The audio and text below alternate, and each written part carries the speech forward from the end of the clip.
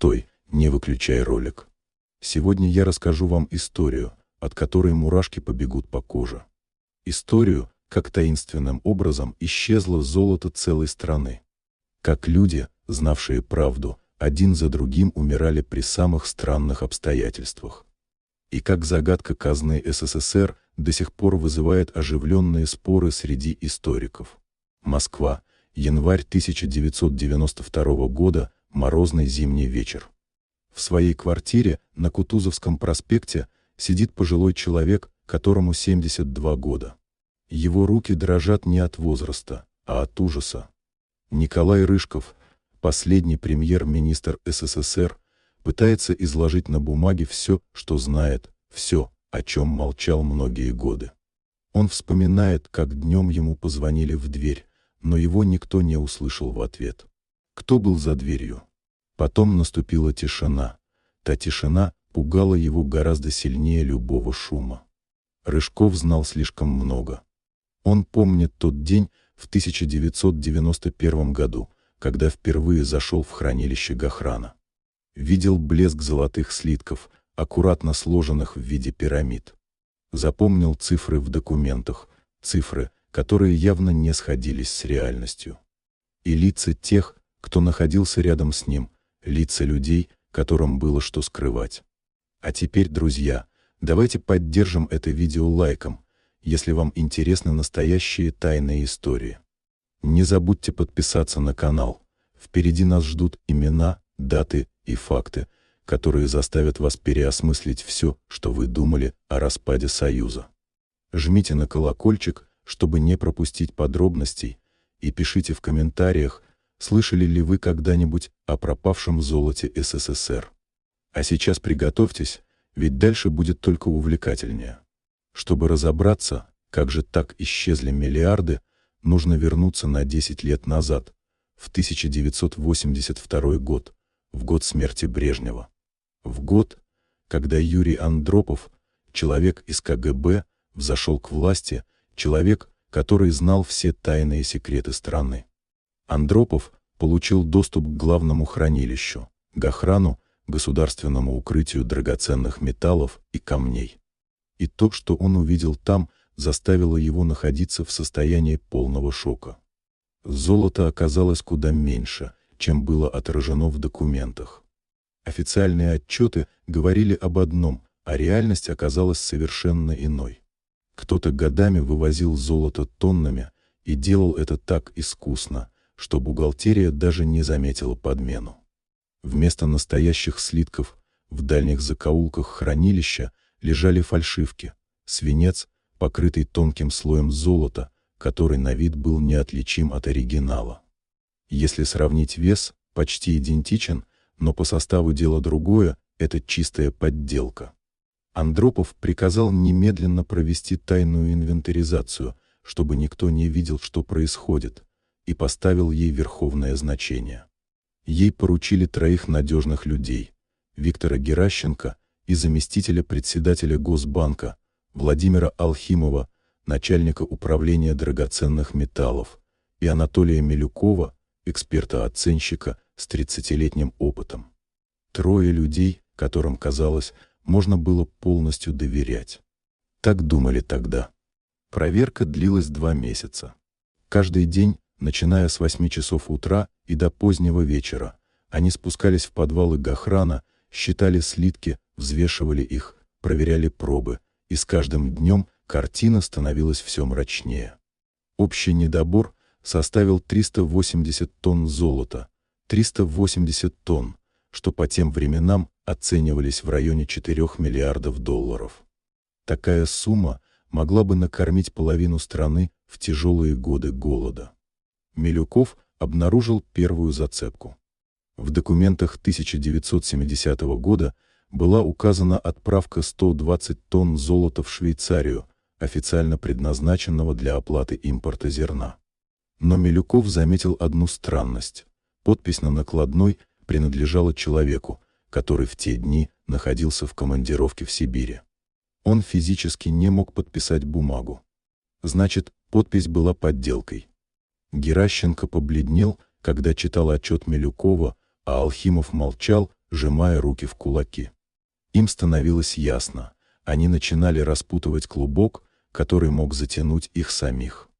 В Советском Союзе не прощали тех, кто знал слишком многое, особенно если речь шла о деньгах партийной элиты.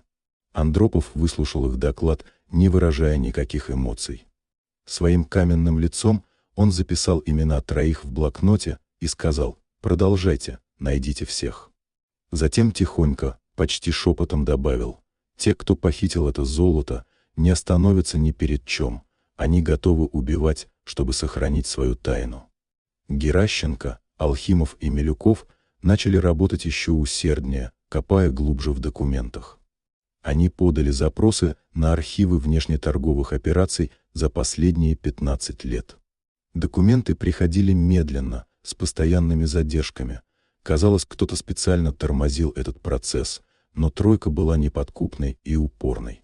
Каждый вечер они собирались в кабинете Геращенко, разлагали документы на столе, выстраивали схемы и сопоставляли данные. И вот что они выяснили. Золото уходило за границу по нескольким каналам. Первым каналом были официальные закупки зерна и товаров. СССР действительно закупал миллионы тонн пшеницы у Америки и Канады в 70-е годы, оплачивая покупку золотом. Но при этом количество отправленного металла значительно превышало сумму сделок. Разница подсчитывалась на счетах в швейцарских банках, где владельцы скрывались за подставными компаниями. Второй канал – дипломатическая почта. Милюков обнаружил в журналах отправлений записи, которые вызывали подозрения. Посольские сумки весом до 50-70 килограммов. Обычная дипломатическая корреспонденция весила гораздо меньше, но эти сумки маркировались как имеющие статус особой важности, и их проверять было строго запрещено. Дипломатическая неприкосновенность сказывалась на том, что сопоставление документов не давало ответа. Третий канал оказался самым циничным. Это гуманитарная помощь союзным республикам и странам, таким как Куба, Вьетнам, Афганистан, а также государствам в Африке. СССР щедро раздавал ресурсы, но часть этой помощи так и не доходила до нуждающихся. Самолеты приземлялись в третьих странах, груз перегружали, а золото исчезало бесследно. Алхимов обнаружил одно имя, единственное, которое повторялось во всех трех схемах. Это было имя Семена Цыркина, заместителя министра внешней торговли, человека из тени, о котором практически не писали в прессе. Именно его подпись фигурировала на ключевых документах. Он давал поручения на отправки и лично контролировал движение золота. Геращенко решил проверить Цыркина, тайно выяснив, через своих знакомых, оказалось, что у него есть дача под Москвой.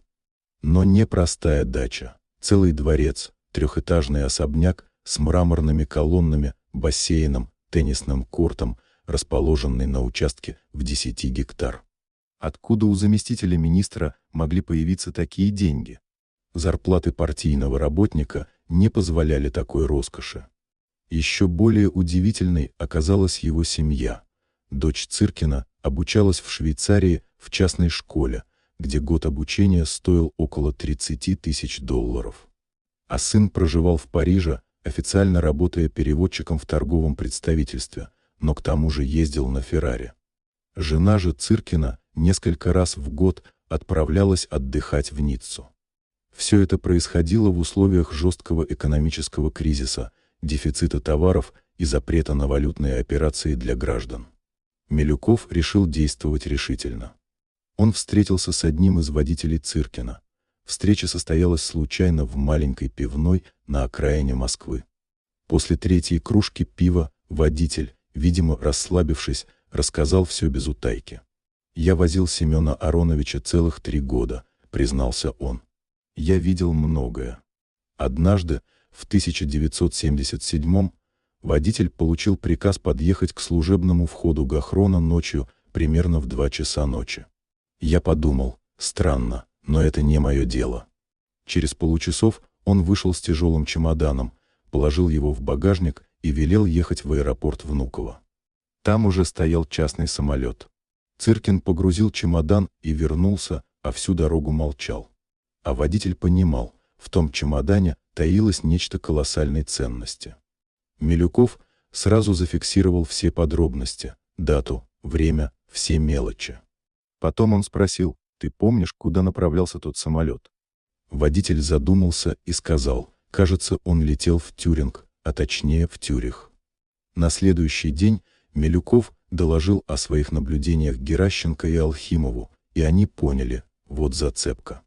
Цыркин лично вывозил золото, лично руководил этими операциями. Значит, он не просто исполнитель, а один из главных организаторов этой хитроумной схемы.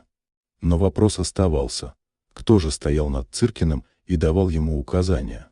Заместитель министра не мог действовать в одиночку. Такие масштабные операции требовали прикрытия на самом верху, на уровне политбюро, на уровне тех, кто на самом деле управлял страной. Геращенко решил, что пора выходить на следующий уровень.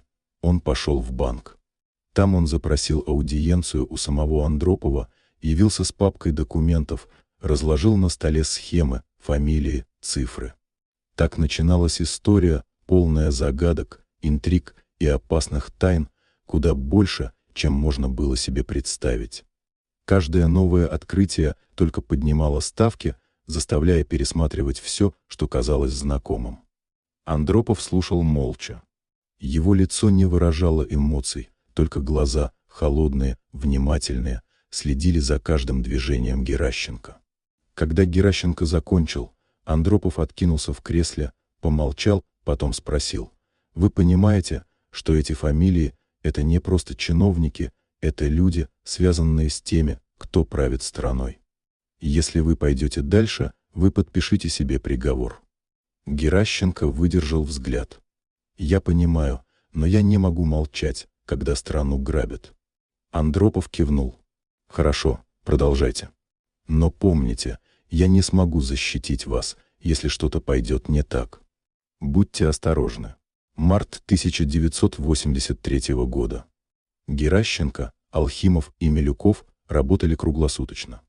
Они чувствовали, времени мало. Андропов был болен. Его редко видели на публике. Ходили слухи о проблемах с почками, о диализе, о том, что генсек может не дожить до конца года.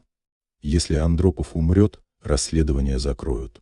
Новый лидер не захочет ворошить прошлое, особенно если сам окажется замешан. Алхимов вышел на след крупной операции. В 1975 году, сразу после ввода войск в Афганистан, СССР отправил туда гуманитарную помощь. Официально медикаменты, продовольствие, стройматериалы, но Алхимов нашел накладную, которая не вписывалась в картину. 10 ящиков, весом по 100 килограммам каждый. Пометка «Специальный груз». Не вскрывать. Сопровождающий офицер КГБ. Имя засекречено. Алхимов попытался выяснить, что было в ящиках. Запросил архив Главного разведывательного управления, получил отказ. Тогда он обратился к знакомому полковнику, служившему в Кабуле. Тот вспомнил: да, были такие ящики. Прилетели на военном транспортнике. Их сразу погрузили в бронетранспортеры и увезли на базу спецназа. Больше я их не видел. Но через неделю один из наших ребят проболтался. Внутри были слитки. Золотые слитки. Зачем их везли в Афганистан? Никто не знал. Зачем? Геращенко нашел ответ. Афганистан граничил с Пакистаном и Ираном. Через границу шли караваны контрабандистов. Они везли наркотики, оружие, драгоценности и золото. Советское золото легко растворялось в этих потоках. Оседало в банках Карачи, Дубая, Стамбула, дальше в Европу, на счета подставных фирм. Милюков копал другую ниточку. Он изучал биографии людей, имевших доступ к золотому запасу, и наткнулся на странную закономерность. Многие из них умерли молодыми или погибли при загадочных обстоятельствах. Петр Коваль, главный хранитель Гохрана в 1975-88 годах, Умер в 52 года от сердечного приступа. Вскрытие не проводилось, родственники отказались. Похоронили быстро, на 3-й день. Игорь Семибратов, инженер-металлург, проводивший экспертизы слитков, погиб в автокатастрофе в 1980 году. Машина слетела с моста в Москве-реку. Тело нашли через неделю. Тормоза, как выяснилось, были исправны. Лидия Данилова, бухгалтер управления драгметаллов, выбросилась из окна своей квартиры на 9-м этаже в 1971 году. Записки не оставила. Соседи говорили, веселая женщина была, никаких признаков депрессии. Совпадение. Милюков не верил в совпадения. Он составил список. 14 человек за 8 лет. Все работали с золотом. Все умерли до 60. Все внезапно. Друзья, если вас потрясла эта история, поставьте лайк. Если хотите узнать, чем все закончится, подпишитесь на канал. И напишите в комментариях, верите ли вы, что это были убийства, а не несчастные случаи. Геращенко показал список Андропову. Генсек долго смотрел на фамилии, потом произнес: «Вы уже мертвецы, знаете об этом?» Геращенко кивнул. «Знаю, но у меня есть страховка. Копии всех документов я передал 3 людям. Если со мной что-то случится, они отправят материалы в западные газеты». Андропов усмехнулся. «Умно. Но это не остановит их. Они найдут ваших людей, найдут копии и уничтожат все». «Тогда зачем я это делаю?» — спросил Геращенко. «Потому что вы честный человек», — ответил Андропов. «Таких в нашей системе единицы. И поэтому вы обречены». Геращенко вышел из кабинета с тяжелым чувством. Он понимал, Андропов прав. Система сильнее, она защищает своих. Она уничтожает тех, кто пытается ее сломать. Но Геращенко не собирался останавливаться. Он нашел еще одно имя. Имя человека, который стоял над Цыркиным. Виталий Павлов, первый заместитель председателя Совета министров СССР, курировал внешнюю торговлю, подписывал бюджет Гухрана, контролировал золотой запас страны. У Павлова была репутация аскета. Жил скромно, ездил на служебной «Волге», на публике появлялся редко. Но Геращенко знал, за фасадом скромности скрывается другой человек. Человек, который построил империю на ворованном золоте. Геращенко разыскал бывшего помощника Павлова. Тот согласился встретиться. Встретились в парке на скамейке у пруда. Помощник был нервным, оглядывался, говорил тихо. «Павлов гений», — сказал он. «Он создал систему, которую невозможно раскрыть. Золото уходит по официальным каналам. Все подписи настоящие, все печати подлинные. Но в документах спрятаны ловушки, двойные записи, фиктивные получатели, фальшивые накладные. Чтобы это распутать, нужно быть финансовым гением или иметь доступ к секретным архивам. «У меня есть доступ», — сказал Геращенко. Помощник посмотрел на него с жалостью. «Тогда вы уже покойник. Павлов не прощает. Он убрал всех, кто знал о схеме. Коваля, Семибратова, Данилову. Всех 14 из вашего списка и вас уберет. Вопрос только, когда?» Геращенко вернулся домой поздно вечером, открыл дверь квартиры. И замер. Все было на месте, но воздух пах чужим табаком. Кто-то был здесь, обыскал квартиру и ушел, не оставив следов. Геращенко не спал всю ночь. Он сидел в кресле, держа в руках пистолет трофейный «Вальтер», привезенный отцом с войны. Геращенко никогда не думал, что придется его использовать, но теперь понимал, враги близко. Утром он позвонил Алхимову и Милюкову. Сказал коротко: «Они знают. Будьте осторожны». Алхимов ответил спокойно: «Я готов».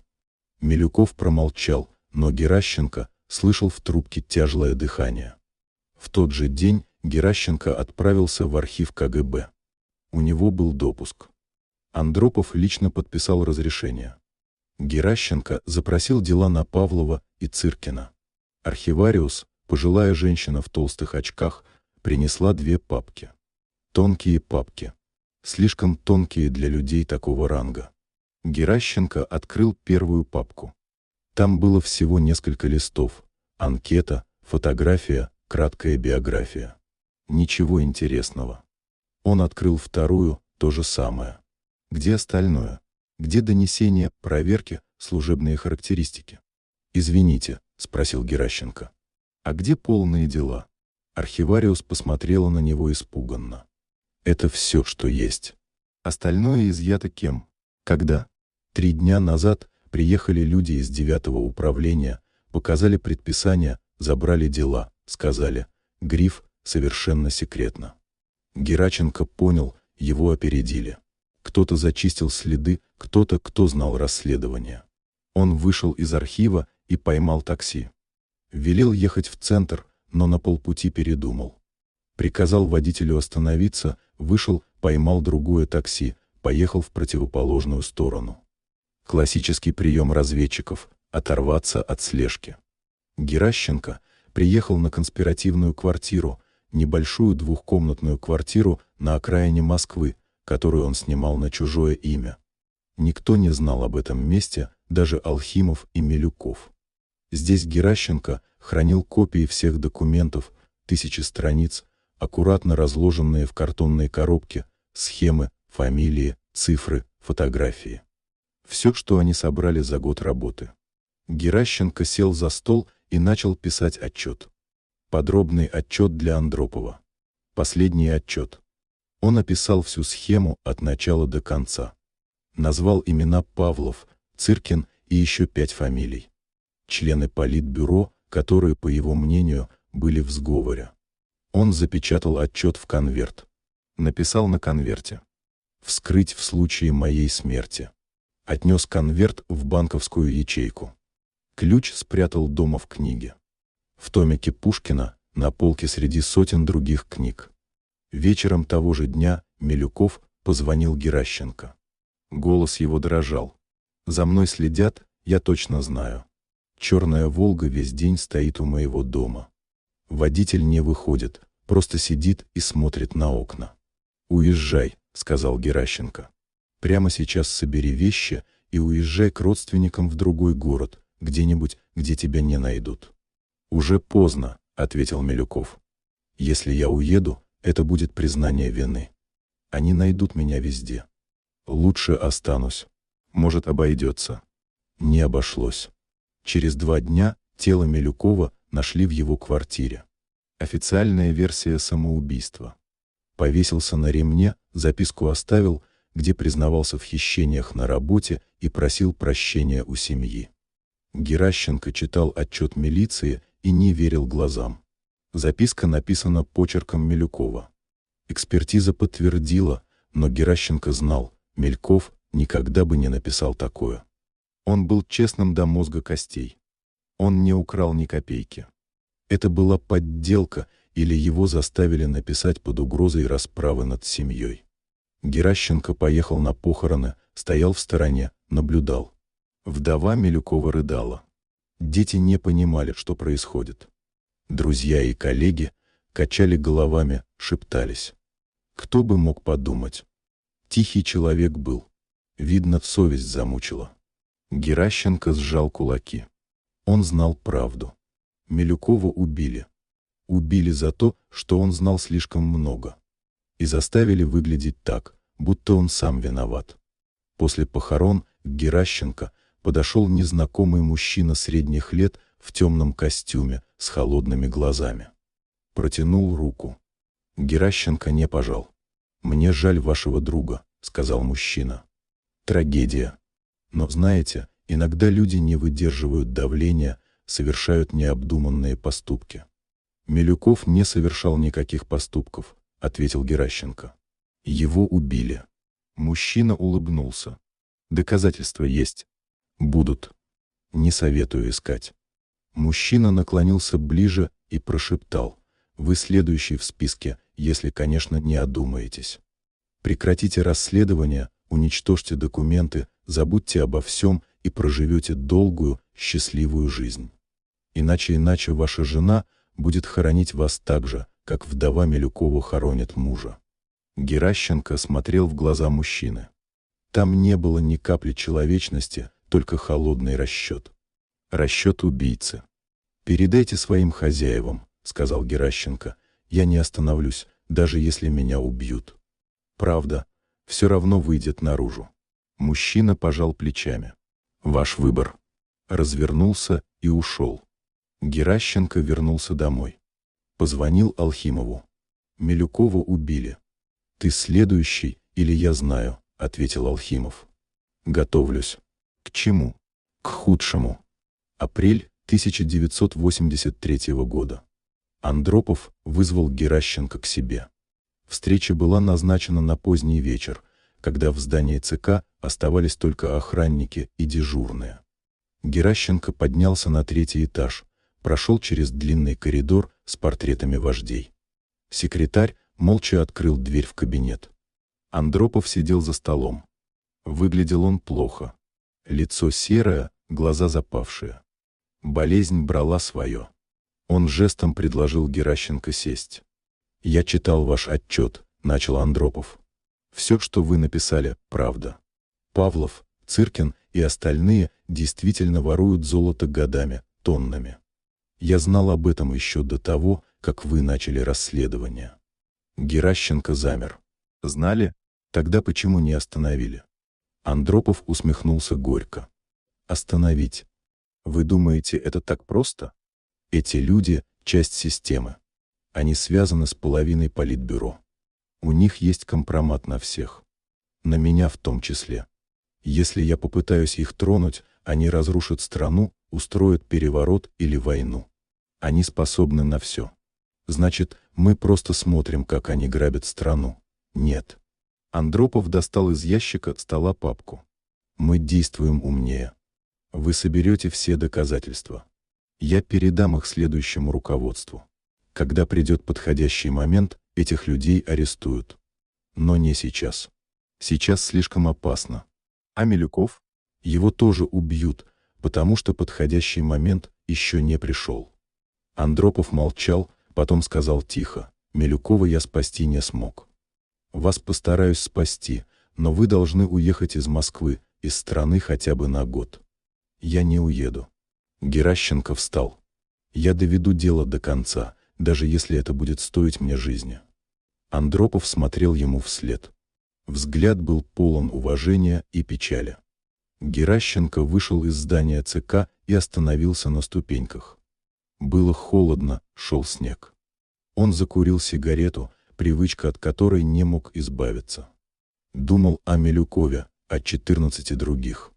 О том, что он, возможно, станет 15-м. Черная «Волга» подъехала к подъезду. Из нее вышли 2 мужчин в пальто. Направились к Геращенко. Тот напрягся, рука потянулась к карману, где лежал пистолет. «Виктор Владимирович», — окликнул один из мужчин. «Не волнуйтесь, мы от Юрия Владимировича. Он приказал вас охранять круглосуточно». Геращенко выдохнул. «Спасибо, но я справлюсь сам. Приказ есть». «Приказ». Мужчина пожал плечами. «Мы будем рядом. Незаметно». С того дня Геращенко действительно видел этих людей повсюду: в магазине, в метро, у дома. Они не приближались, но всегда были на расстоянии. Это давало иллюзию безопасности. Но Геращенко понимал, если враги решат его убить, охрана не поможет. А враги готовились. Геращенко узнал об этом случайно. Один из его информаторов, работавший в 9-м управлении КГБ, передал записку. Готовится операция «Чистка». Цель – устранить свидетелей. Сроки – ближайший месяц. Друзья, если вы переживаете за судьбу героев этой истории, поставьте лайк, подпишитесь, чтобы узнать, чем все закончится, и напишите в комментариях, как бы вы поступили на месте Геращенко, остались бы или уехали. Геращенко собрал экстренную встречу с Алхимовым. Встретились на даче у общего друга за городом. Там было безопаснее. «Они убьют нас обоих», — сказал Геращенко. «Вопрос времени». Милюков был первым. Мы следующие. Алхимов кивнул. Я знаю. Уже написал завещание. Передал жене все копии документов. Если меня не станет, она отнесет их в американское посольство. Это опасно. Ее могут убить вместе с тобой. Она знает риски. Согласилась. Они сидели молча, глядя в окно. За окном падал снег, тихий, белый, безмятежный. Контраст с той бурей, что разворачивалась вокруг них. «А золото?» — спросил Алхимов. «Мы хоть выяснили, куда оно делось. Все 380 тонн. Часть в Швейцарии на счетах подставных компаний», — ответил Геращенко. «Часть в недвижимости. Павлов, Цыркин и их подельники скупали отели, виллы, заводы по всей Европе. На имена родственников, друзей фиктивных фирм. Еще часть ушла на подкуп западных политиков. СССР покупал лояльность за золото. Сколько осталось в Гохране? По моим подсчетам, меньше половины от официальных запасов. Если провести полную ревизию, скандал будет грандиозный. Страна узнает, что ее ограбили, что партийная элита годами воровала народное достояние. Поэтому ревизию и не проводят. Именно. Алхимов встал и подошел к окну. Знаешь, я иногда думаю, а стоило ли начинать? Милюков жив был бы, мы с тобой спали спокойно. Зачем нам все это? Потому что мы не можем иначе, ответил Геращенко. Потому что если не мы, то кто? Нельзя просто смотреть, как рушится страна. Алхимов повернулся. В его глазах читалась решимость. Ты прав. Идем до конца. Они пожали друг другу руки. Оба понимали, это может быть их последняя встреча. Май 1983 года принес новые удары. Геращенко узнал, что несколько ключевых свидетелей отказались давать показания. Люди, которые раньше соглашались говорить, теперь молчали. Их запугали или купили, или убедили, что борьба бесполезна. Водитель Цыркина, который рассказывал Милюкову о ночных поездках в аэропорт, исчез. Просто пропал. Жена подала заявление в милицию. Поиски ничего не дали. Через месяц тело нашли в лесу под Звенигородом. Смерть от переохлаждения заключила экспертиза. Но Геращенко знал, это ложь. Май месяц, тепло. От переохлаждения не умирают. Помощник Павлова, тот самый, что встречался с Геращенко в парке, тоже замолчал. Геращенко пытался до него дозвониться, телефон не отвечал. Приехал к дому. Квартира пустая. Соседи сказали, уехал, куда я не говорил. Вещи собрал ночью и уехал. Геращенко больше его не видел. Архивариус из КГБ, которая выдавала дела, вышла на пенсию досрочно, по состоянию здоровья. Геращенко пытался с ней встретиться. Она отказалась, прислала записку. «Не ищите меня, я ничего не знаю. Забудьте». Круг сжимался. Враги методично уничтожали всех, кто мог свидетельствовать. И Геращенко понимал, скоро дойдет очередь до него. Алхимов продолжал работать. Он нашел еще одну зацепку. В архиве Министерства финансов обнаружил странные платежные поручения. Деньги переводились на счет некого фонда международного сотрудничества. Сумма миллионы рублей ежемесячно. Алхимов попытался выяснить, что это за фонд. Официально в чем благотворительная организация, помогающая развивающимся странам. Неофициально прикрытие для отмывания денег. Директор фонда Олег Шестаков, бывший дипломат, работавший в посольстве СССР в Швейцарии, человек с безупречной репутацией, орденами, наградами. Но Алхимов проверил его банковские счета, точнее, попросил знакомого из финансовой разведки проверить. Результат ошеломил. У Шестакова было 3 счета в швейцарских банках на общую сумму $12 миллионов. Откуда у советского дипломата, даже бывшего, такие деньги? Зарплата не позволяла. Наследства не было, значит, взятки или доля от краденного золота. Алхимов доложил Геращенко. Тот решил действовать смело. Написал письмо в прокуратуру СССР, изложил все факты, приложил копии документов, потребовал начать расследование. Письмо вернулось через неделю с резолюцией. Проверено. Оснований для возбуждения уголовного дела не найдено. Подпись заместитель генерального прокурора. Геращенко не удивился. Он знал, прокуратура тоже под контролем. Система защищает своих. Тогда Геращенко решил пойти другим путем. Он связался с корреспондентом западной газеты. Встретились в нейтральном месте в кафе-гостинице «Интурист», где всегда было много иностранцев. Геращенко передал копии документов. Корреспондент, американец по имени Джон, внимательно изучил бумаги. «Это сенсация», — сказал Джон. «Если мы опубликуем, скандал будет на весь мир. Советская элита ворует золото. Это подорвет доверие к СССР. Именно поэтому я вам это даю», — ответил Геращенко. «Публикуйте. Пусть мир узнает правду». Джон пообещал опубликовать материал в течение месяца. Геращенко вышел из гостиницы с чувством облегчения. Наконец-то информация выйдет наружу. Даже если его убьют, правда останется. Но Джон не опубликовал материал. Через 2 недели Геращенко узнал, почему Джона выслали из СССР. Обвинили в шпионаже, объявили персоной нон-грата. Дали 24 часа на сборы. Джон успел передать Геращенко короткую записку. «Извини, меня предупредили. Если опубликую, меня убьют. Не только выгонят, а убьют. Я не герой. Прости». Геращенко скомкал записку. Значит, и этот путь закрыт. Остается только ждать. Ждать, когда придут за ним. В начале июня произошло событие, которое все изменило. Алхимова нашли мертвым в своем кабинете. Официальная версия — инсульт. Сидел за столом, работал с документами и внезапно умер. Врачи констатировали смерть. Вскрытие показало кровоизлияние в мозг. Геращенко не поверил. Алхимов был здоров. Проходил медосмотр месяц назад. Никаких проблем. Инсульт в 50 лет. У здорового мужчины это убийство, замаскированное под естественную смерть.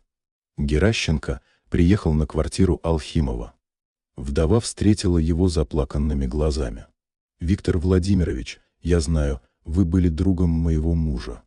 Он оставил вам это». Она протянула конверт. Геращенко вскрыл конверт дома. Внутри было письмо. Почерк Алхимова, знакомый, четкий. «Витя, если ты читаешь, это значит, меня уже нет. Я знал, что так будет. Последние недели чувствовал, за мной следят. Не явно, но чувствовал. Вчера вечером ко мне подошел человек на улице, сказал: прекрати копать, пока не поздно». Я ответил: уже поздно. Он улыбнулся и ушел. Я понял. Это конец. Витя, ты должен продолжать. Ты последний, кто знает всю правду. Все документы я спрятал.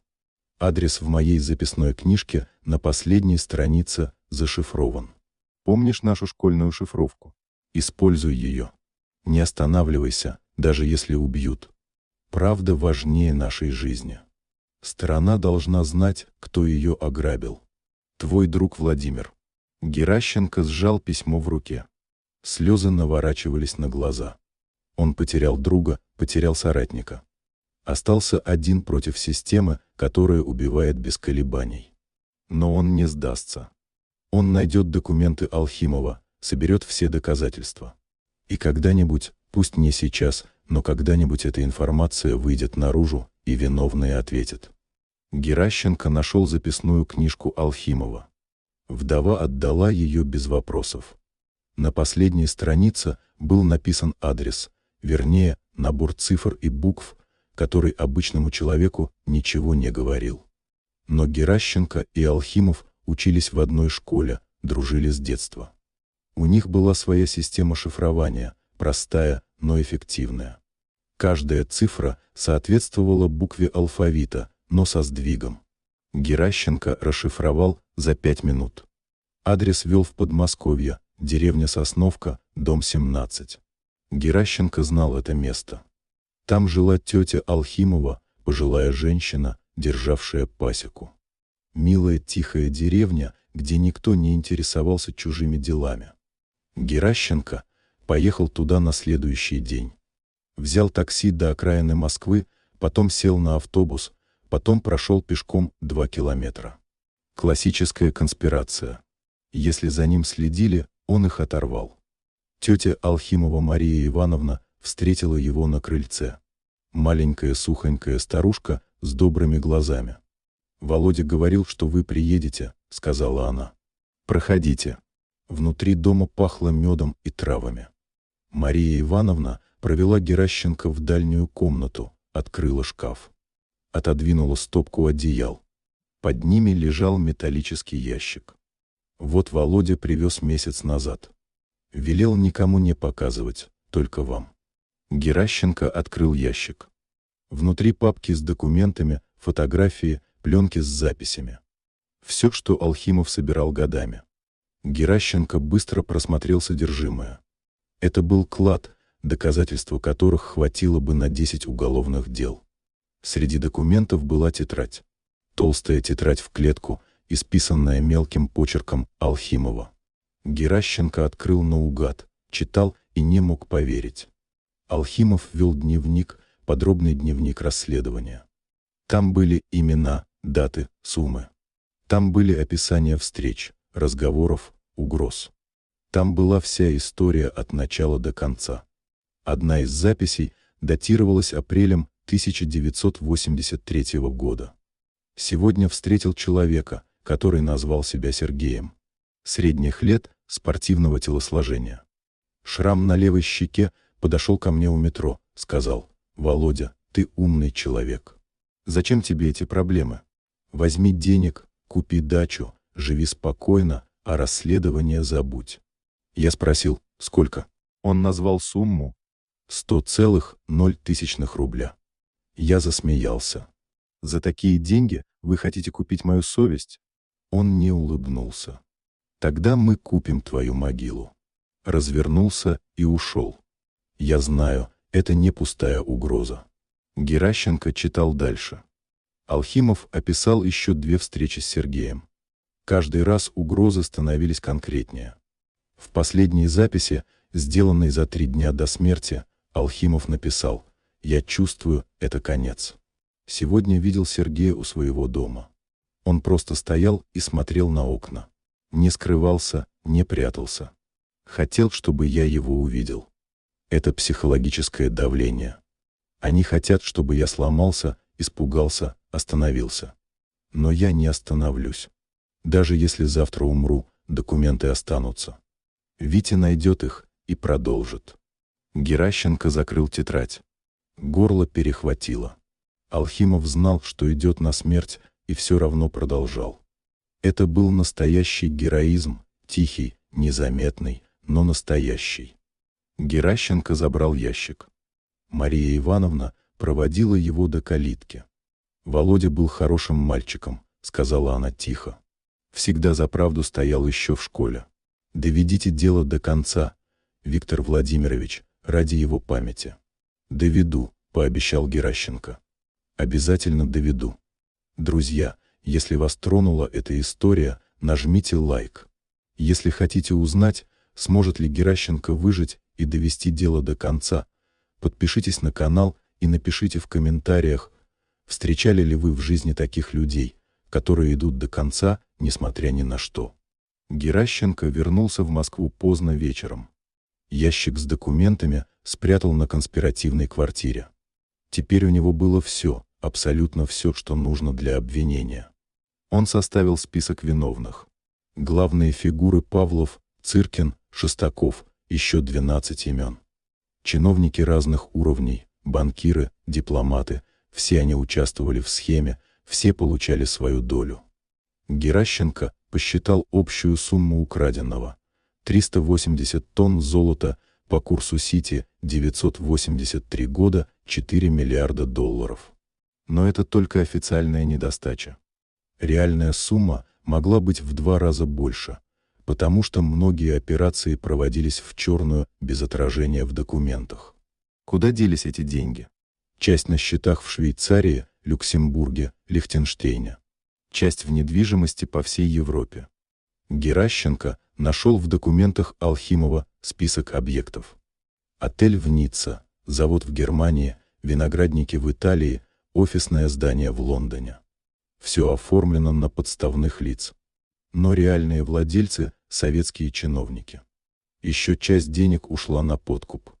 Западные политики, журналисты, бизнесмены. Многие получали подарки от СССР. Золотые слитки, драгоценности, крупные суммы наличными в обмен на лояльность, на закрытие глаз, на нужные статьи в газетах. Геращенко понимал, эта схема работала десятилетиями с конца 60-х годов, может даже раньше. Брежнев знал? Скорее всего, да. Он сам был частью системы, может даже получал свою долю или просто закрывал глаза, потому что все вокруг воровали. И он не хотел создавать проблемы. Андропов знал, но не мог остановить. Слишком много людей было замешано, слишком высоко шли связи. Тронешь одного, посыплется вся пирамида, а с ней и страна. Геращенко сидел в темноте своей конспиративной квартиры и думал, что дальше. Милюков мертв, Алхимов мертв, Андропов умирает. Западные журналисты не хотят публиковать материал. Прокуратура не возбуждает дело. Все пути закрыты. Остается только ждать своей смерти или ждать момента, когда ситуация изменится. Июль 1983 года. Москва задыхалась от жары. Температура за 30, духота, асфальт плавился. Геращенко сидел в своей квартире, окна закрыты, шторы задернуты. Он боялся выходить. Боялся, что в любой момент может произойти то, что случилось с Милюковым и Алхимовым. Охрана, которую приставил Андропов, исчезла. Просто перестала появляться. Геращенко понял, Андропов больше не может его защищать. Генсек при смерти, власть переходит к другим людям, к тем, кто, возможно, сам замешан в краже золота. Геращенко знал, время на исходе. Нужно действовать. Но как? Ответ пришел неожиданно. В дверь постучали. Геращенко замер, взял пистолет, подошел к двери тихо. «Кто там? Откройте. Я от Юрия Владимировича». Геращенко приоткрыл дверь на цепочку. За дверью стоял молодой человек лет 30 в штатском. Лицо усталое, но решительное. «Меня зовут Андрей Колесников», — представился он. «Я работаю в аппарате Андропова. Он велел передать вам это». Протянул конверт. Геращенко впустил его, закрыл дверь, вскрыл конверт. Внутри было письмо, написанное дрожащей рукой Андропова. «Виктор, я умираю. Врачи дают мне неделю, максимум 2. Я не успел довести дело до конца, но ты должен. Андрей мой человек, ему можно доверять. Он поможет тебе переправить документы за границу, туда, где их не достанут. Когда придет время, эти документы сработают. Страна узнает правду.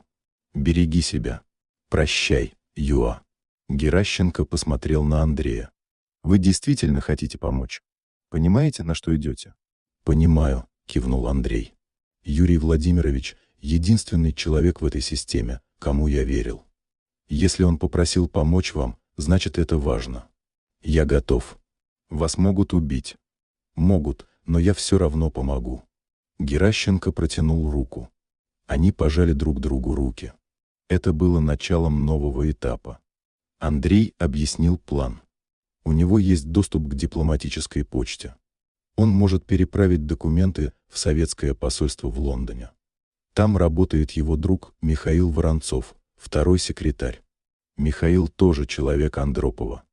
Он передаст документы надежным людям, британским журналистам или политикам, которые не боятся Москвы. Риск был огромный. Если КГБ узнает, Андрея и Михаила расстреляют за государственную измену, Геращенко тоже не выживет. Но другого пути не было. Они начали готовиться. Геращенко отобрал самые важные документы. Копии счетов, фотографии слитков, списки операций, дневник Алхимова, записи разговоров. Все упаковал в 3 папки. Каждая папка Кэти дубликат. На случай, если одна потеряется. Андрей забрал первую папку. Обещал отправить в течение недели. Геращенко ждал. Неделя прошла. Андрей не появлялся. 2 недели. Тишина. Геращенко начал волноваться. Что-то пошло не так. Через 3 недели в газетах появилась короткая заметка.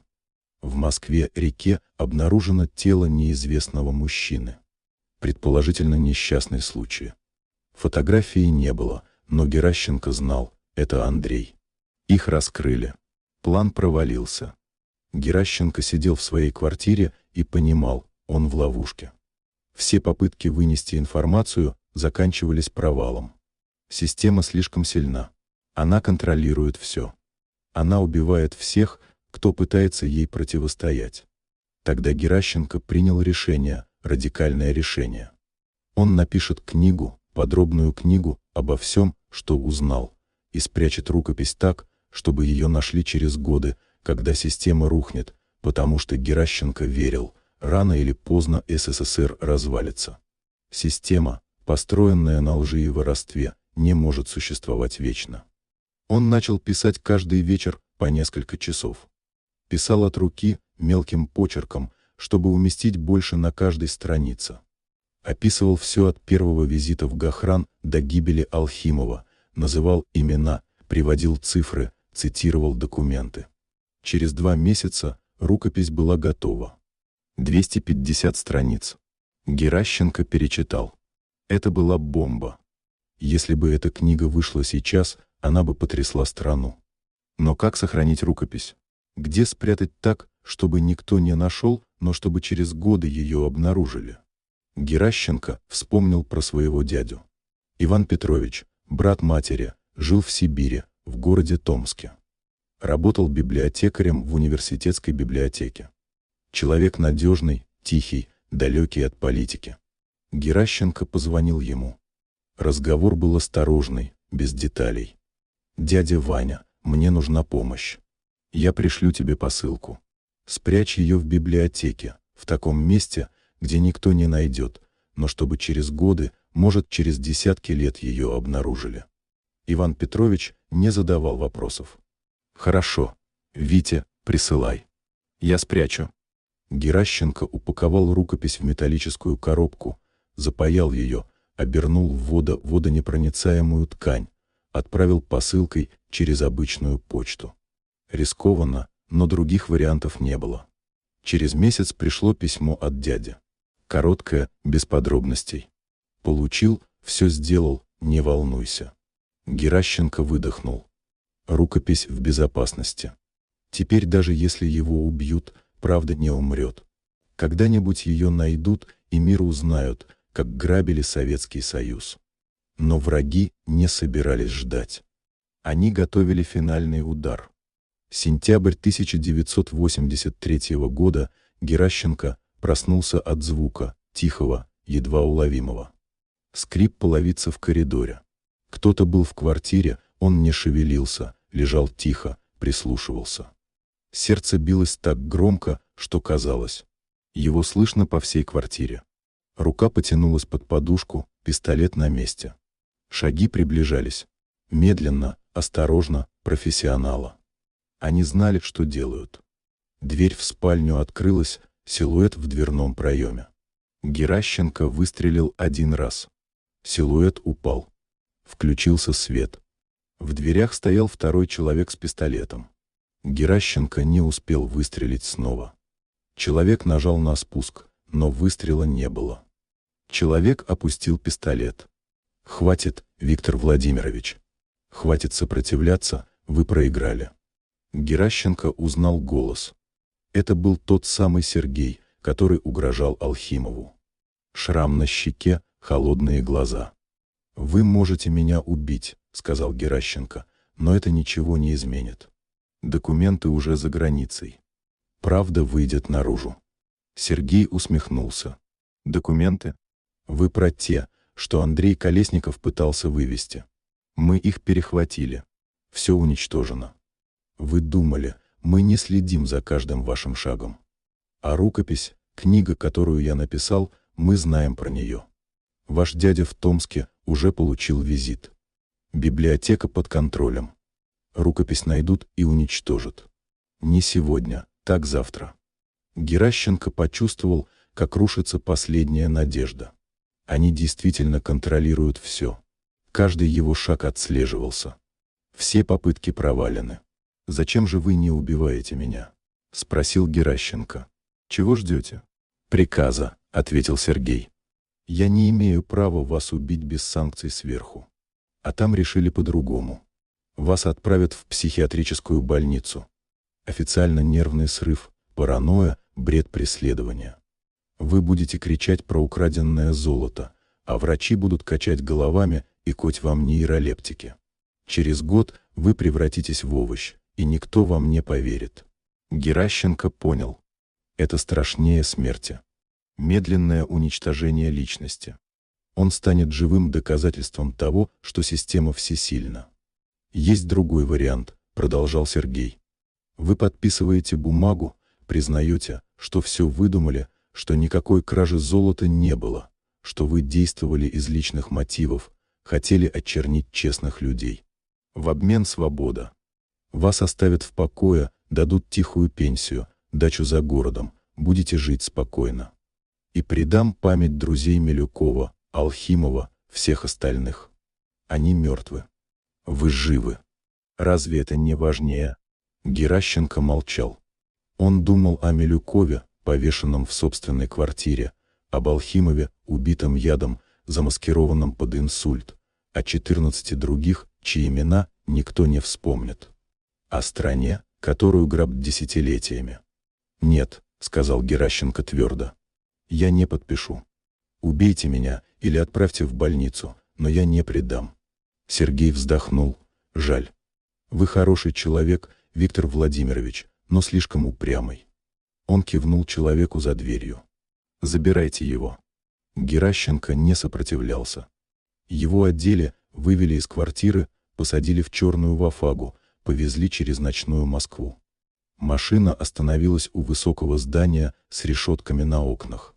Психиатрическая больница имени Ганднушкина, специальное отделение для особо опасных. Сюда отправляли диссидентов, неугодных, тех, кто знал слишком много. Геращенко ввели внутрь. Коридор с облезлой краской, запах хлорки и чего-то еще. Запах безнадежности. Врач в белом халате осмотрел его равнодушно. Диагноз – параноидальная шизофрения с манией преследования. Назначаю курсамизина и галоперидола. «Я не болен», – сказал Геращенко. «Я в здравом уме».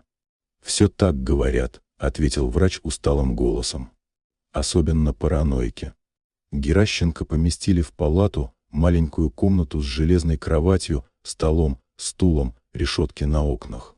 Дверь заперли снаружи. Друзья, если вы все еще следите за этой историей, поставьте лайк, подпишитесь, чтобы узнать, есть ли надежда для Геращенко, и напишите в комментариях, как вы думаете, выберется ли он отсюда. Первые дни были адом. Каждое утро, чукая самудри укол. Препараты превращали мозг в кисель. Геращенко с трудом соображал, не мог сосредоточиться. Реальность расплывалась, смешивалась с галлюцинациями. Он видел Милюкова, висящего на ремне, видел Алхимова, падающего за столом, видел золотые слитки, тающие как воск. Видел Павлова и Цыркина, смеющихся над ним. Врачи записывали в карту. Больной демонстрирует типичную клинику параноидальной шизофрении. Бредит про украденное золото, про заговоры, про убийство. Лечение продолжить. Геращенко понял, он должен сопротивляться. Если подастся, действительно, сойдет с ума. Он начал тренировать мозг. После каждого укола заставлял себя думать, решал математические задачи в уме, вспоминал стихи, которые учил в школе, восстанавливал в памяти документы, которые читал. Это помогало. Медленно, но он возвращал контроль над разумом. В больнице были и другие заключенные, политические, как называли их между собой. Один из них, Анатолий Марченко, сидел в соседней палате. Бывший инженер, осужденный за антисоветскую агитацию. Реально за то, что написал письмо в ЦК с критикой Брежнева. Они общались по стуку в стену. Простой код, азбука Морзе. Марченко рассказал, что сидит здесь уже 2 года, что надежды на освобождение нет, что единственный способ выжить — не сломаться духом. Геращенко стучал обратно, рассказывал свою историю про золото, про убийство, про систему, которая пожирает честных людей. Марченко ответил: «Твоя история должна выжить, даже если мы не выживем». И тогда Геращенко придумал план. План был простым и безумным одновременно. Геращенко запомнит всю информацию, каждую фамилию, каждую цифру, каждую дату. Превратит свой мозг в живой архив, если когда-нибудь выйдет отсюда, расскажет все. Каждую ночь, когда препараты немного отпускали, он повторял в уме. Павлов, Циркин, Шестаков, 380 тонн, Швейцария, Тюрих, 1975 год, 120 тонн в обмен на зерно. Фальшивая подпись. Дипломатическая почта. Афганистан, 1979, 10 ящиков по 100 килограммам. Он повторял как молитву снова и снова, пока не запоминал железно. Время тянулось медленно. Дни сливались в недели, недели в месяцы. Геращенко терял счет. Октябрь, ноябрь он не знал. Однажды в больницу приехала комиссия. Проверка из Минздрава. Врачи нервничали, готовились, приводили палаты в порядок. Комиссия осматривала больных. Один из членов комиссии, пожилой профессор с седой бородой, зашел в палату Геращенко, задал несколько вопросов. Геращенко отвечал спокойно, разумно, без признаков бреда. Профессор нахмурился, заглянул в медицинскую карту, прочитал диагноз, посмотрел на Геращенко снова. «Вы не выглядите больным», — сказал он. «Почему вы здесь?» «Потому что я знаю то, что не должен знать», — ответил Геращенко тихо. Профессор помолчал, потом кивнул, ничего не сказал, вышел из палаты. Через неделю Геращенко вызвали к главврачу. Тот сидел за столом, лицо напряженное. «Вас переводят», — сказал он коротко. «В ГУЮ больницу, обычную, не специальную. Там продолжите лечение». Геращенко не понял, почему перевод, что изменилось. Потом узнал. Профессор из комиссии написал рапорт, указал, что некоторые пациенты содержатся в спецотделении незаконно, без достаточных оснований. Рапорт дошел до министра здравоохранения. Тот приказал пересмотреть диагнозы. Геращенко перевели в обычную психиатрическую больницу на окраине Москвы. Там режим был мягче, не было постоянных уколов, можно было гулять во дворе, общаться с другими пациентами. Геращенко начал восстанавливаться. Мозг постепенно очищался от препаратов. Мысли становились яснее. Он узнал новость. Андропов умер 9 февраля 1974 года. Всего 15 месяцев пробыл у власти. Новый генсек Константин Черненко. Старый больной человек. Марионетка в руках тех, кто реально управлял страной. Геращенко понял, при Черненко ничего не изменится. Система продолжит работать. Воры останутся на свободе, а он в больнице. Но Черненко тоже недолго продержался. Через 13 месяцев умер. В марте 1975 года к власти пришел Михаил Горбачев. Молодой, энергичный, с новыми идеями, Горбачев объявил перестройку. Гласность, демократизацию, пересмотр политических дел, освобождение незаконно осужденных. Геращенко подал заявление на пересмотр диагноза. Его осмотрела новая комиссия, признала здоровым. В августе 1985 года, после 2 лет заключения, его выпустили. Геращенко вышел на свободу. Москва встретила его ярким солнцем и широленистным, и шумом улиц. Он стоял на крыльце больницы и не мог поверить, он свободен. Первым делом он поехал домой. Квартира была опечатана. Он вскрыл печать, вошел. Все было на месте, но покрыто пылью. 2 года никто здесь не жил. Геращенко открыл шкаф, достал том Пушкина с полки, нашел ключ от банковской ячейки. Ключ был на месте. На следующий день он пошел в банк, открыл ячейку. Конверт с отчетом для Андропова лежал там, нетронутый. Геращенко забрал его, потом поехал на конспиративную квартиру. Квартира была пуста. Металлический ящик с документами Алхимова исчез. Кто-то обыскал квартиру и забрал все. Геращенко не удивился. Он знал, они зачистили все следы. Но у него осталась память и отчет. Он решил написать новую книгу, более подробную, более полную, используя то, что запомнил, и то, что сохранилось в отчете. Он писал месяцами. В 1986 году рукопись была готова. Геращенко попытался ее опубликовать. Обратился в несколько издательств. Везде отказ. Слишком провокационно, не проверено.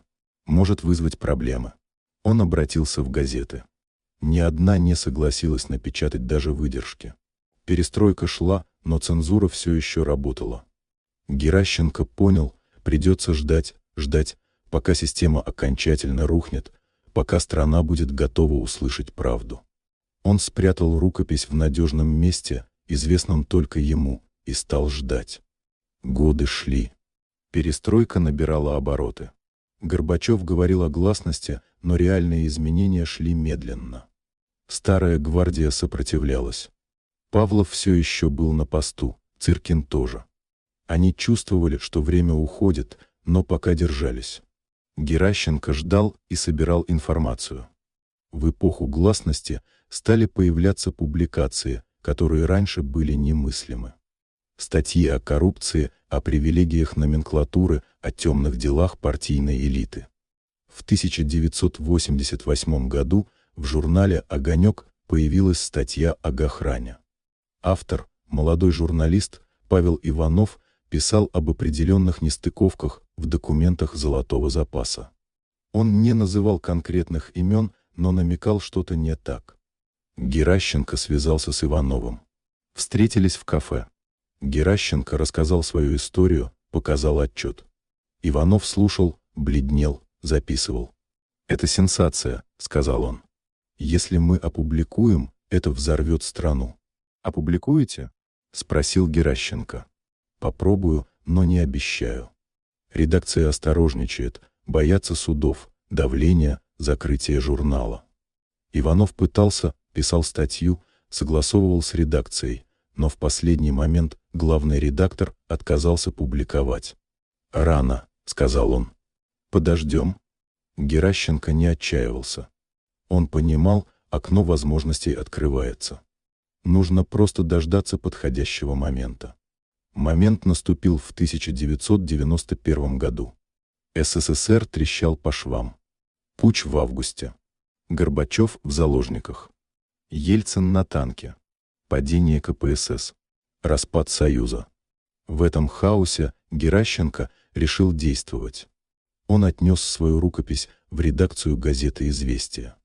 Главный редактор Игорь Голембиевский прочитал и ахнул. «Мы публикуем», — сказал он немедленно. «Это история, которую страна должна знать». В декабре 1901 года, за несколько дней до окончательного распада СССР, в «Известиях» вышла первая часть расследования Геращенко. Заголовок: «Куда исчезло золото Союза?». Статья произвела эффект разорвавшейся бомбы. О ней говорили везде, на кухнях, в трамваях, в очередях. Люди не могли поверить. Неужели правда? Неужели партийная элита годами воровала?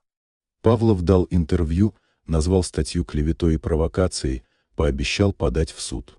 Но суд так и не состоялся, потому что через месяц СССР перестал существовать. А в новой России у прокуратуры были другие приоритеты. Цыркин исчез. Просто пропал. По слухам, уехал в Швейцарию. Там у него были счета, недвижимость, связи. Жил тихо, под чужим именем. Шестаков тоже уехал в Германию, открыл там консалтинговую фирму, помогал российским бизнесменам отмывать деньги. Иронично. Остальные члены схемы разбежались кто куда. Кто-то в Европу, кто-то в Израиль, кто-то в Америку, воспользовались крахом системы и исчезли с награбленным. Геращенко пытался добиться расследования, обращался в Генпрокуратуру России, писал письма президенту Ельцину, требовал возбудить уголовное дело, арестовать виновных, вернуть украденное. Ответы были формальными. Рассмотрим, проверим, примем меры. Но мер никаких не последовало, потому что новая власть была связана со старой. Многие из тех, кто пришел на смену советской номенклатуре, сами были частью той системы. Они не хотели копать глубоко, боялись, что раскопают и на них.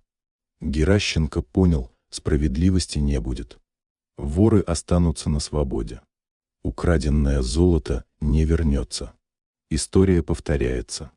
Только теперь воруют уже не партийные секретари, а новые бизнесмены и чиновники. Он написал еще несколько статей, давал интервью, выступал на телевидении. Рассказывал о схеме, о убийствах, о том, как система защищала преступников. Но интерес постепенно угасал. У страны были другие проблемы. Гиперинфляция, дефолт, Чеченская война. Про украденное золото СССР вспоминали все реже. Геращенко состарился. Здоровье подорвано годами в психбольнице. Память начала подводить. Он понимал, времени осталось немного. В 1998 году он собрал все материалы: отчет, рукопись книги, копии статей, письма, фотографии, упаковал в архивную коробку, передал в Государственный архив Российской Федерации с условием открыть через 20 лет после его смерти. Архивист принял коробку, пообещал сохранить. Геращенко вышел из архива с чувством выполненного долга. Он сделал все, что мог. Остальное дело истории. Последние годы жизни Геращенко были тихими. Он жил на пенсию в той же квартире на Кутузовском. Изредка давал интервью историкам, студентам, журналистам, интересующимся советской эпохой. Он рассказывал свою историю снова и снова. Каждый раз, когда рассказывал, вспоминал друзей: Милюкова, Алхимова, 14 других, всех тех, кто заплатил жизнью за правду. В 2003 году к нему пришла молодая журналистка Марина Светлова, корреспондент «Новой газеты». Готовила большой материал о коррупции в СССР. Геращенко рассказал ей все. Она записывала, задавала вопросы, уточняла детали. В конце разговора спросила: «Виктор Владимирович, вы не жалеете, что начали это расследование? Потеряли друзей. 2 года в психушке. Жизнь под угрозой. Оно того стоило?» Геращенко задумался, потом ответил: «Знаете, иногда жалею, особенно когда вспоминаю Милюкова, Алхимова. Они могли бы жить, растить детей, радоваться жизни. Но с другой стороны, если бы мы молчали, кто бы рассказал правду? Кто бы сохранил память о том, как грабили страну? Мы сделали то, что должны были сделать. И я горжусь этим». Светлова опубликовала интервью. Оно прошло почти незамеченным. Страна жила другим, нефтяным бумом, ростом экономики, возвращением стабильности. Про советское прошлое вспоминали с ностальгией, а не с гневом. Но Геращенко не переставал верить, когда-нибудь его история будет важна. Когда-нибудь люди захотят знать правду. В 2007 году неожиданно объявился один из участников схемы, бывший сотрудник Внешбанка, работавший с Цыркиным. Его звали Леонид Кравцов. Он жил в Израиле на пенсии и решил написать мемуары. В книге Кравцов признался: да, золото воровали. Да, схема существовала. Да, многих убивали. Он назвал имена, суммы, детали операций. Все, что Геращенко говорил годами, подтвердилось. Книга Кравцова вышла в Израиле на русском языке. В России ее не издали. Ни одно издательство не взялось. Слишком опасно. Слишком много влиятельных людей могли быть задеты. Но книгу можно было купить через интернет. Ее читали, обсуждали на форумах, цитировали в блогах. Геращенко получил экземпляр. Прочитал и заплакал. Наконец-то кто-то еще подтвердил правду. Наконец-то он не один. Он позвонил Кравцову в Израиль. Они долго разговаривали. Кравцов извинялся. «Виктор Владимирович, простите, что молчал столько лет. Боялся за себя, за семью, но теперь я стар, мне нечего терять. Пусть люди знают». Геращенко простил. Он понимал, не каждый способен на героизм. Главное, что правда все-таки вышла. В 2010 году Геращенко исполнилось 80 лет. Здоровье совсем ослабло. Он почти не выходил из дома, но продолжал отвечать на письма, общаться с теми, кто интересовался историей. Одно письмо особенно его тронуло, писала внучка Милюкова. Она нашла Геращенко через интернет. Написала: «Спасибо, что не забыли моего деда. Спасибо, что рассказали правду. Я всю жизнь думала, что он был вором и самоубийцей. Теперь я знаю, он был героем». Геращенко ответил длинным письмом, рассказал, каким был Милюков, честным, принципиальным, смелым, как он шел до конца, несмотря ни на что. В конце письма написал: «Ваш дед – один из тех людей, благодаря которым мы еще можем верить в человечность. Гордитесь им». Геращенко умер в январе 2012 года. Тихо во сне. Похоронили скромно на Троекуровском кладбище. На похоронах было человек 30, родственники, друзья, несколько журналистов. Один из журналистов, старый знакомый Геращенко, произнес речь у могилы. Виктор Владимирович прожил сложную жизнь, боролся с системой, которая убивала за правду. Потерял друзей, здоровье, годы жизни. Но не потерял главного – честь. Он остался человеком, и это дороже всех наград. После похорон родственники разбирали вещи Геращенко, нашли папку с документами. Там лежало завещание. В нем Геращенко просил передать все его материалы о краже золота в Мемориальный музей истории политических репрессий. Родственники выполнили просьбу, материалы передали в музей, там их изучили, систематизировали, включили в экспозицию. Теперь любой может прийти и узнать историю Геращенко, историю человека, который боролся за правду в стране лжи. А золото 380 тонн, а может и больше. Оно так и не вернулось. Осело на счетах в Швейцарии, в виллах в Европе, в карманах тех, кто украл, и их наследников. Справедливость не восторжествовала, но память осталась. И это уже что-то. Прошло 10 лет после смерти Геращенко, 2022 год. В Государственном архиве Российской Федерации открыли коробку, которую он передал в 1998 году. Условие выполнено. 20 лет после смерти архивисты извлекли содержимое. Отчет, рукопись книги на 250 страниц, фотографии, письма. Все аккуратно разложено, подписано, датировано. Работа человека, который знал. Его слова важны для истории. Материалы оцифровали и выложили в открытый доступ. Любой желающий мог зайти на сайт архива и прочитать. Историки, журналисты, студенты начали изучать документы, писали статьи, делали передачи, защищали диссертации. Оказалось, Геращенко был прав во всем. Каждая фамилия, каждая цифра, каждая дата – все подтвердилось перекрестными источниками. Схема кражи золота действительно существовала. Масштабы были еще больше, чем он предполагал. Историки подсчитали.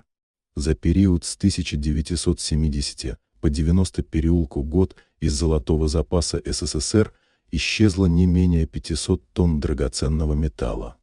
По современным ценам около 30 миллиардов долларов. Сумма, сопоставимая с годовым бюджетом небольшого государства. Куда делись деньги? Часть нашли. Банковские счета в Швейцарии, Лихтенштейне, на Кипре. Недвижимость в Германии, Франции, Италии. Компании прикрытия зарегистрированы на родственников советских чиновников. Но большая часть так и осталась неизвестной. Украденное золото растворилось в мировой финансовой системе, отмылось, переинвестировалось, передалось по наследству. Некоторые потомки советских воров до сих пор живут на эти деньги и даже не знают, откуда богатство их семей. Павлов умер в 1993 году в Москве от инфаркта. Официально бедный пенсионер. Неофициально миллионер с активами за рубежом. Похоронен на престижном кладбище. Могила ухожа, памятник дорогой. Циркин дожил до 90 лет. Умер в Цюрихе в 2015 году. В некрологе швейцарской газеты его назвали успешным бизнесменом и филантропом. О его советском прошлом ни слова. О краденном золоте тем более. Шестаков скончался в Мюнхене в 2008 году. Оставил состояние в 20 миллионах евро. Дети и внуки разделили наследство, живут в роскоши, считают себя представителями русской эмиграции, гордятся дедом-дипломатом. А что же Милюков и Алхимов? Их имена высечены на мемориальной доске в Мемориальном музее истории политических репрессий. Рядом фотографии, биографии, рассказ об их расследовании. Посетители музея останавливаются, читают, качают головами. Герои говорят одни, жертвы системы говорят другие. В 2023 году группа российских активистов подала иск в Европейский суд. Требовали найти и вернуть украденное золото. Суд отказал. Слишком много времени прошло. Слишком сложно доказать происхождение активов. Слишком много влиятельных людей могут пострадать. Но история Геращенко продолжает жить. О нем снимают документальные фильмы, пишут книги. Его называют последним честным чиновником СССР. Кто-то считает его героем, кто-то наивным идеалистом, кто-то просто человеком, который делал то, что считал правильным. История казны СССР – это не просто история о воровстве. Это история о том, как система разрушает честных людей, как власть развращает, как молчание становится соучастием и как правда, даже запоздалая, все равно пробивается наружу. Геращенко боролся, потерял друзей, здоровье, годы жизни. Не добился справедливости при жизни, но оставил след. И это, возможно, самое важное, потому что история – это память, а память – это то, что отличает нас от животных. Мы помним, мы учимся, мы передаем знания следующим поколениям. И когда-нибудь, может быть, люди научатся не повторять ошибок прошлого, научатся ценить честность больше, чем деньги, научатся защищать тех, кто говорит правду, а не убивать их. А пока мы просто помним Геращенко, Милюкова, Алхимова и всех остальных.